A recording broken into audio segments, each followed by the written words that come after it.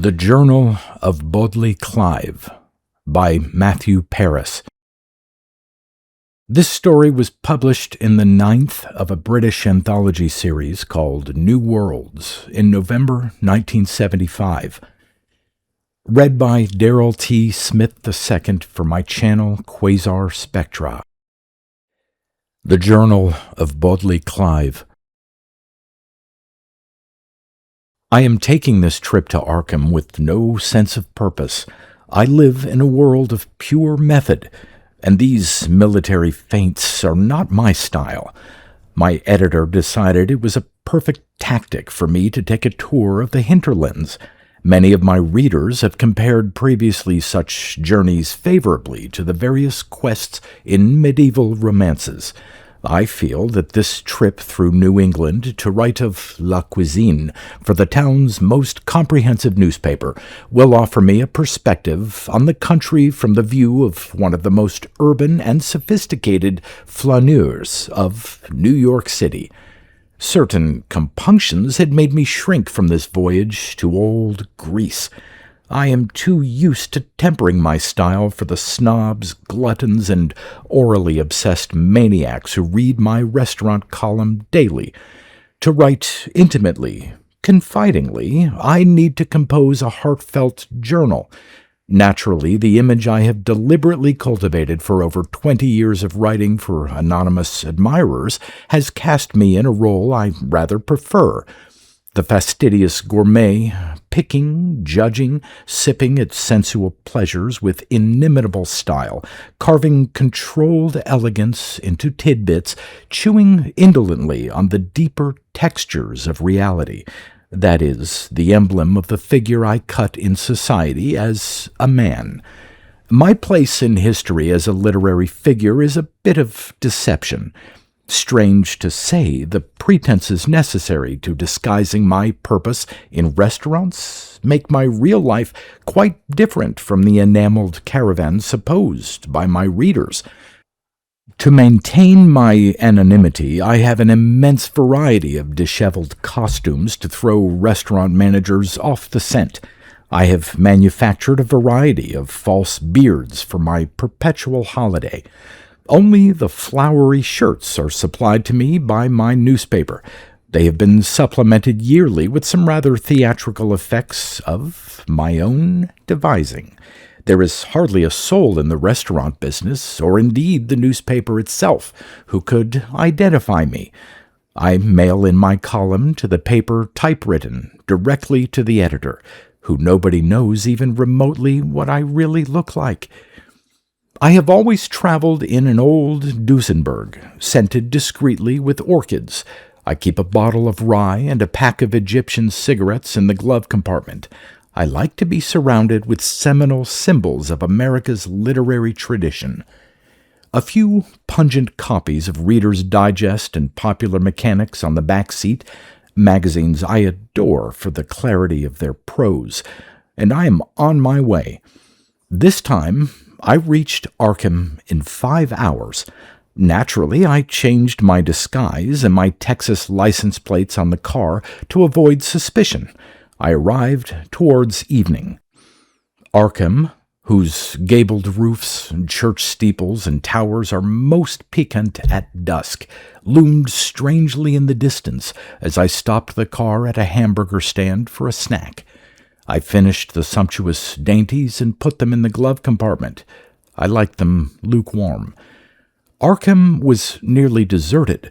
I dropped off my bags at the town's one hotel. If I ever become a hotel columnist, I shall have a few words to say about it, and drove to Whately's for my evening meal. I was served the usual hôtel d'hôte by a waiter with a provincial shrug as soon as I was seated. The waiter refused to bring me the bill of fare. He said there was no menu, or the waiter for some reason had taken a dislike to me.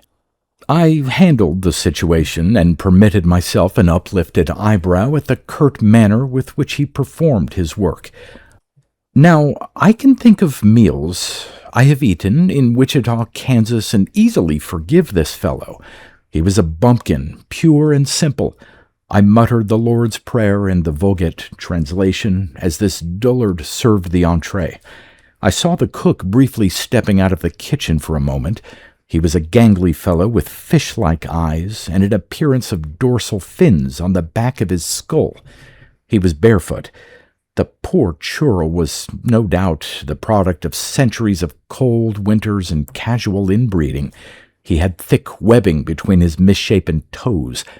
The waiter had served me a noxious fungi stew. It was topped with a generous sprinkling of peppery herbs related to the Norwegian leek, I would guess. It was ice cold and burned my gums as it passed with an oily scent towards my palate. I swallowed a bit of the glutinous relish, a queer compote of fruits, with a delicious shiver. I have eaten homemade Korean food without an involuntary shudder, and have even toasted to election of gypsy kings with the infernal brew they call hagofen, but never have I experienced the hideous strength of this particular condiment of Arkham. I bolted my meal with a flourish and almost ran out of Whately's, spilling a few bills on the table as I left their dining hall. March 20th, 1967. Earlier tonight I sat down to write my column, but found the experience beyond my powers of description. An occurrence which is not subject to lingual analysis. I can only hope and pray that this will never occur again. After all, I make my living on the strength of my ability to translate any sensory experience. Notably, the music of dining out must be coded into lucid and pithy phrases. For my talents, I am invited to banquets on the lower slopes of Parnassus. Whately's, I notice, is the only respectable restaurant in town. Otherwise, I would have gone to a more hospitable place for travelers, and would have had the neighborhood inn deliver. Dare I write this? One of my secret delights, a feast of barbecue pizza and an orange drink. This is what an intimate journal is for. And so, to bed. March 21st, 1967. This morning I had breakfast in Whately's. It was a much more satisfying experience than my horrendous meal of the night before. The ugliness of that disaster seems like a dream to me now. To quote the waiter's curious benediction, "By the fires of yog-soth, we have eaten well." Afterwards, I offered the chef my compliments. Then I met him. This surly figure, of the same Aquarian physique and dreamy demeanor as my waiter, operated under conditions more primitive than any I have experienced in an American restaurant. He does not cook on a stove. There is no refrigerator visible in the place. I believe he must cook his delicacies in a series of earthenware pots. I have seen them on his shelves, topped with covers of similar material. I had never seen pots of quite that color or resiliency, and made a remark to that effect. He smiled and told me their history. They are made by the local artisans, evidently a skilled bunch of tradesmen for all their inbreeding. March 22nd, 1967. This afternoon I visited the town church. It was built in an architectural style that reminded me, absurdly, of hints of forbidden temples the mad Arab Abdul al-Hazred had seen and recorded in his terrible masterpiece, the Necronomicon. But I smiled at this peculiar notion. I examined the interior of this hexagonal structure with its queer angles and sinuously carved iconography.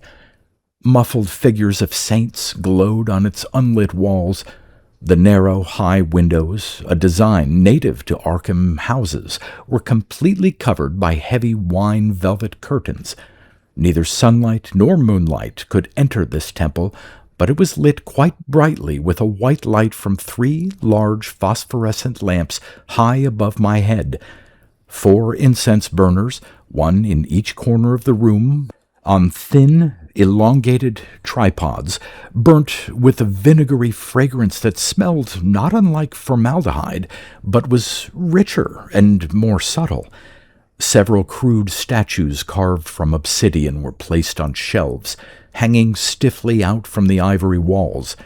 They were wholly unlike anything I had ever seen, lacking any appendages or facial contours I have normally associated with life.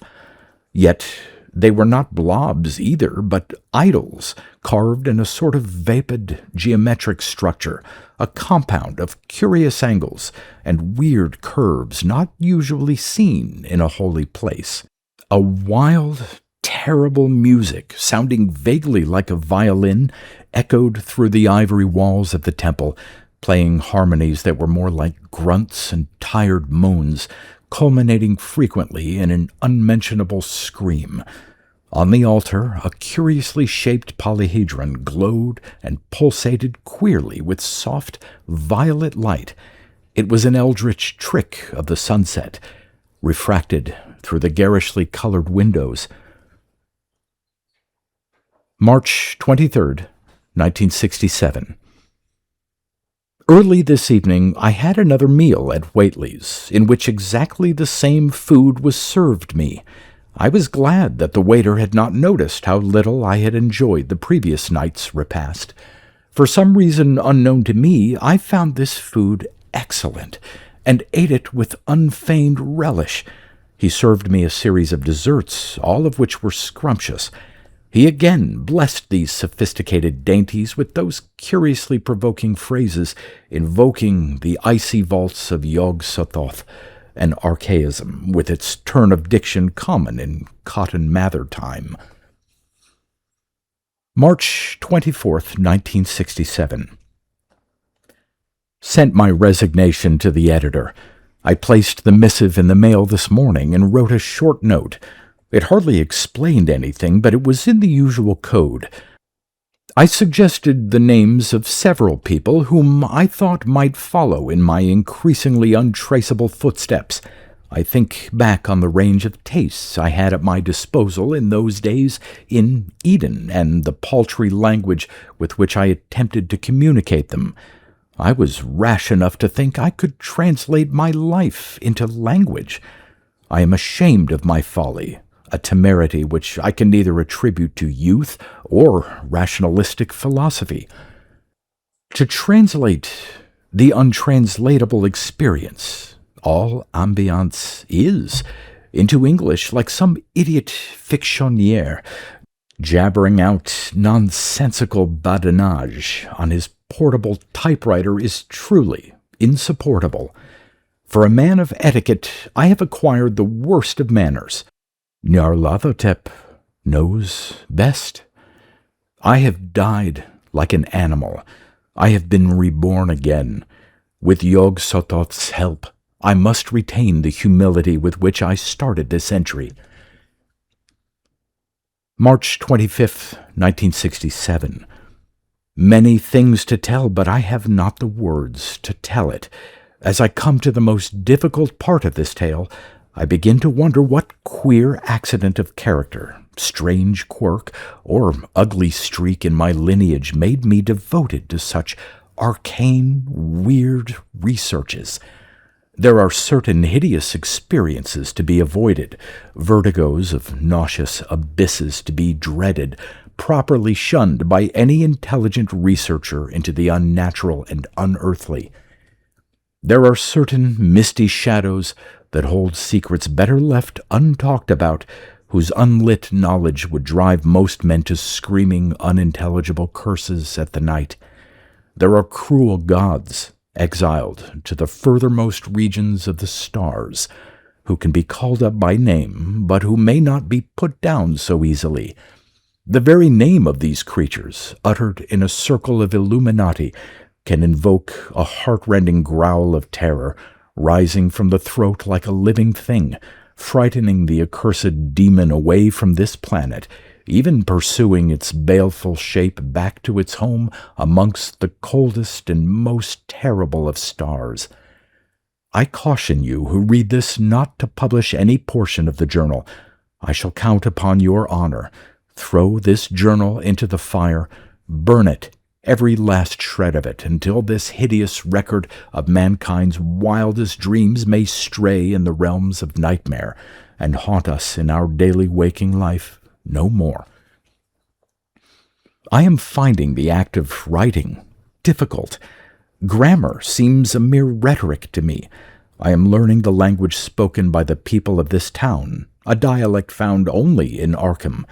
In more intimate conversation, it is an unreal system of clicks and glottal sounds, without tenses, verbs, or normal structural pattern, apparently distantly related to certain Eskimo and Indian languages, which I would claim in my days of journalism was the raw stuff of anthropological monographs.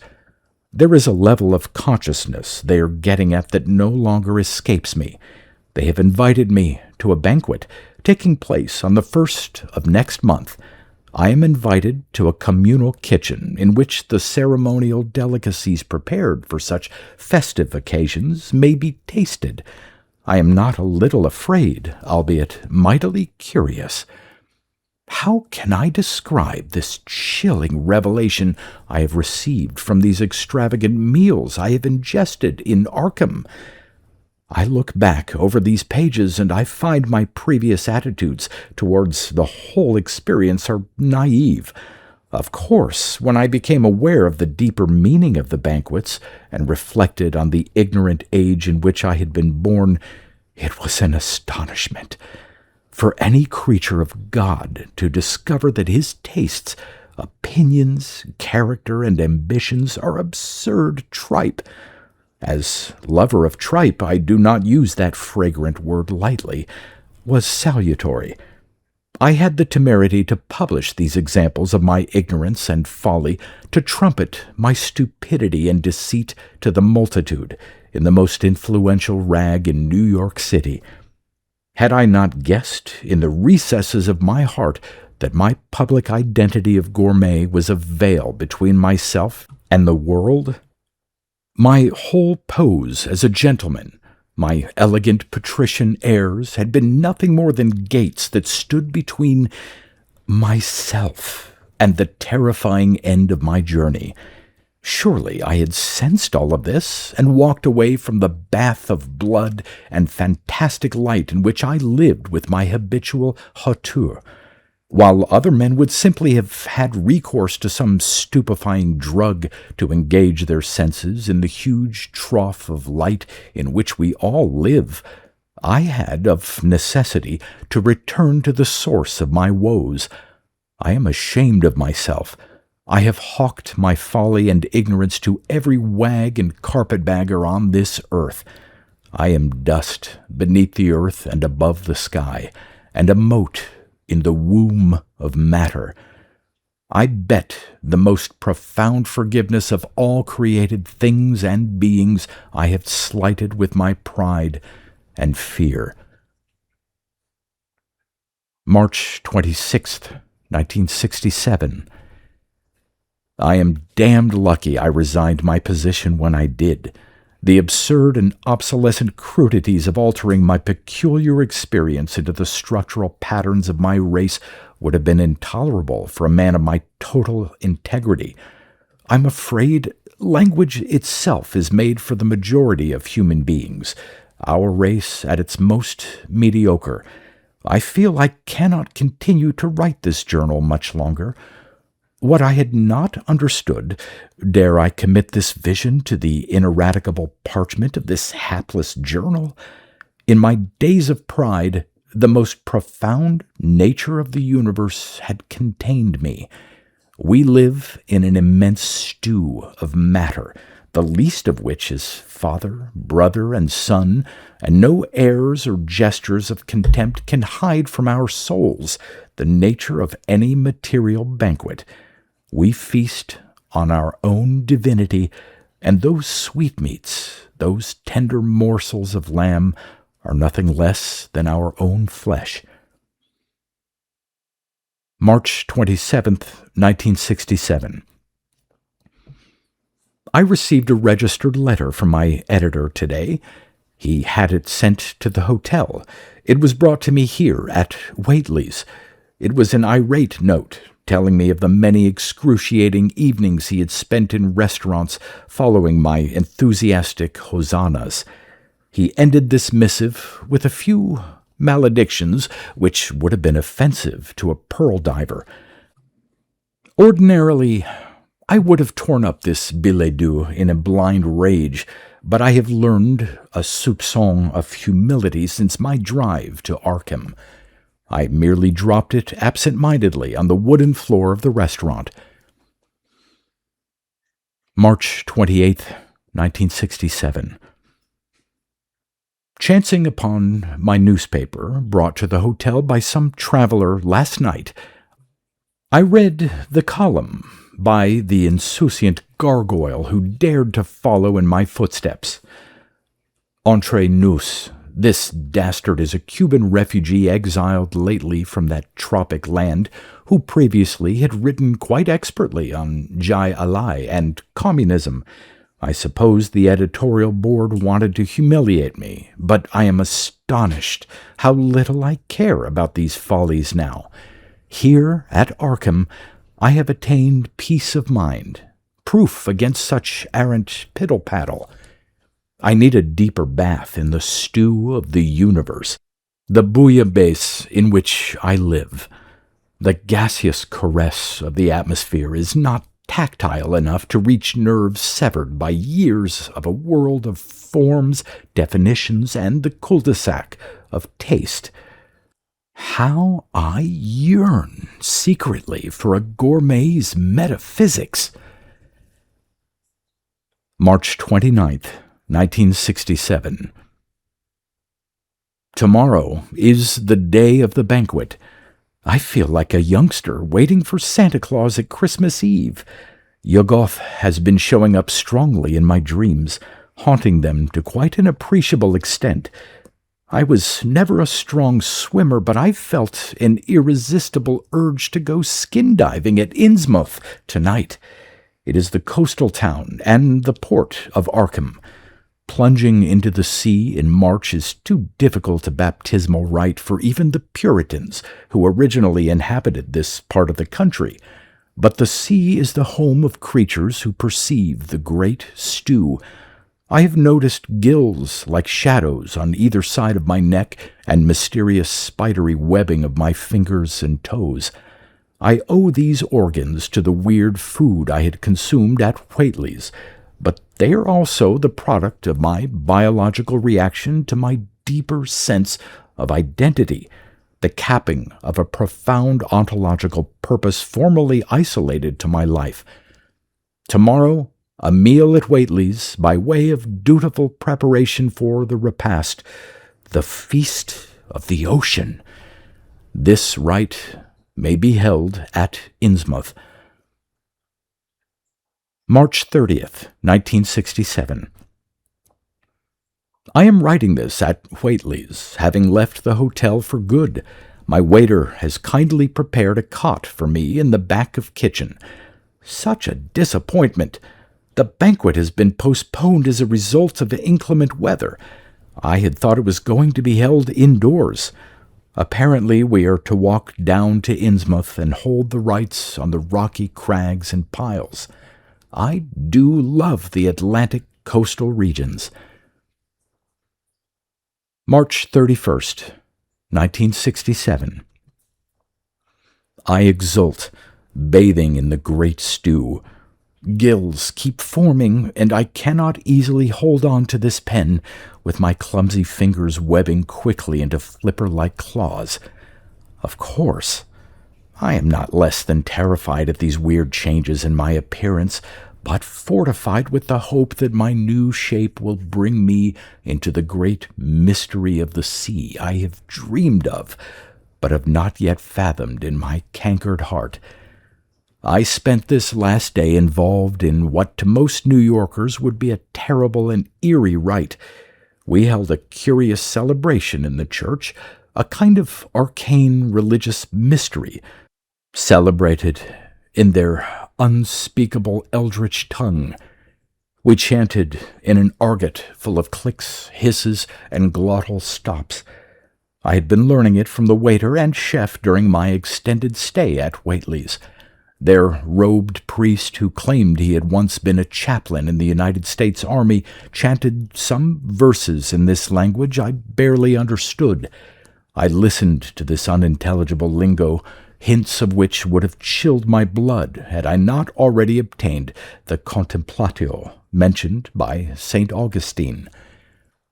I cannot possibly give the exalted tone of these odes by merely quoting excerpts from religious texts.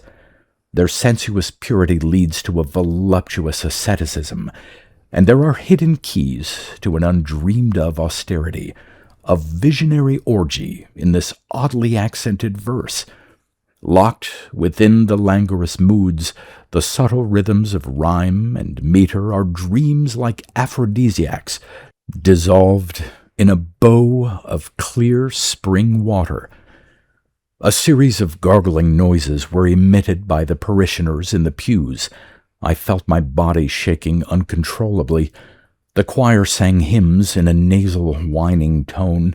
It caused my forehead to break out into profuse sweat. I am a hero. I was afraid, but I am triumphant in my fear.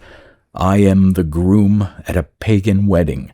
All problems are solved when all life's frustrations are past. Amor vincit omnis. As I heard these last horrendous intonations, a grisly shape began to form slowly out of the air in the temple. I realized it had always been there, in the room, and was merely waiting for us to beckon it to visibility. I call it a shape.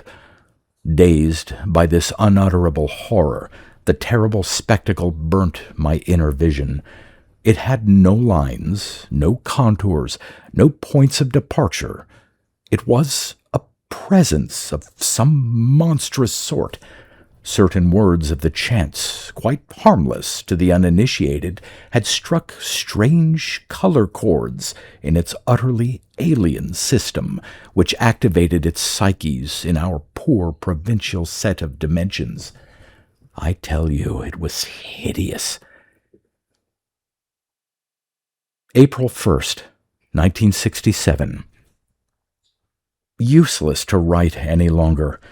My journal in my back pocket. I hiked to Innsmouth with the throng. I am in the space-time continuum.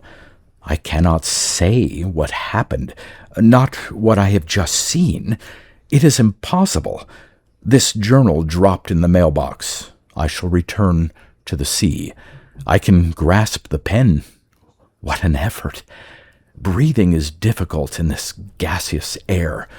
No sense in writings beyond their anthropological value, so to speak, thanks to the banquet feast in the church. Food like a drug. At the shore, I saw another eerie vision. It was different and more terrifying, as though I had passed through veils to reach this moment by the sea.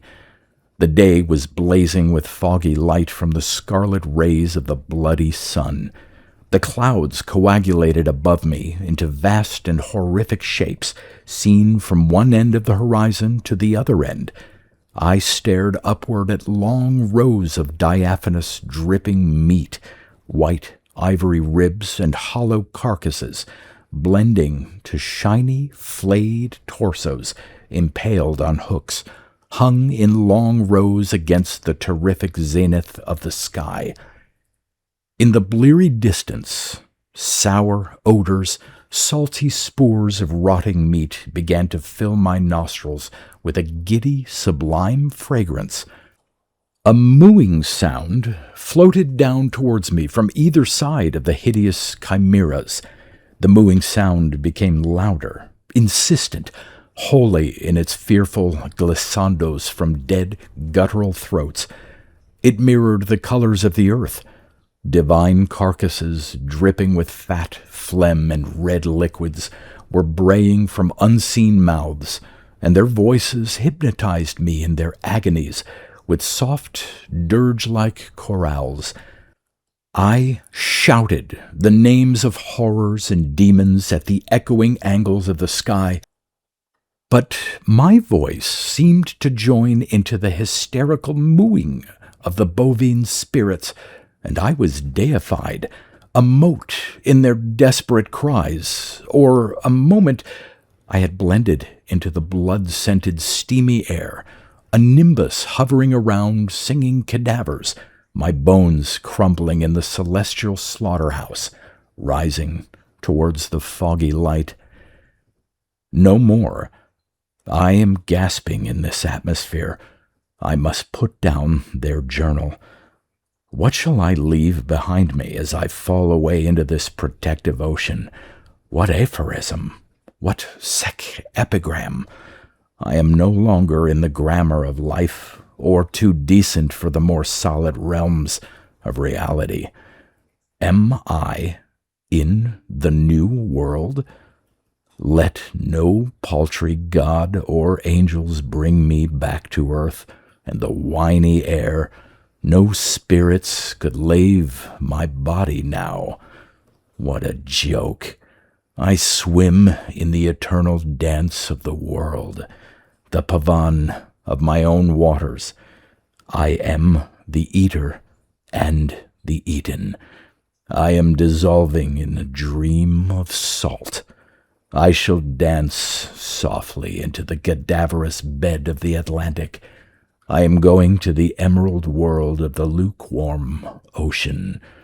I shall be a bone in the tooth that chews the iced fire in the sun. While the waves lap against ivory beaches, I shall be an ebony nut in oyster beds, the pearl of night gleaming in the blackness, my groin and heart eaten by the hungry mirrors in the fierce, bloody sea.